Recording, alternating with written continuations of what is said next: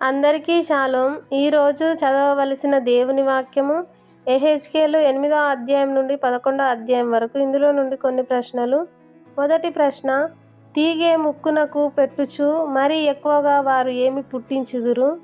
రెండో ప్రశ్న, అతనికి అచట ఏమి కనబడెను? మూడో ప్రశ్న, ఒక్కొక్క కెరూబునకు ఎన్ని ముఖములు ఎన్ని రెక్కలును ఉండెను? నాలుగవ ప్రశ్న, వారు దేశమును పట్టణమును దేనితో నింపియున్నారు? ఐదవ ప్రశ్న, ఆవరణము దేనితో నిండినదాయెను?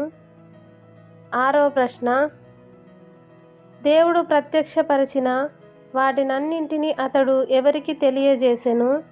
ఏడవ ప్రశ్న, మీ మనస్సున పుట్టిన ఏవి ఆయనకు తెలిసేయున్నవి? ఈ సమాధానాలు తెలిసిన వారు కామెంట్ బాక్స్లో తెలియజేయగలరు. షేర్ చేయండి, సబ్స్క్రైబ్ చేయండి, లైక్ చేయండి.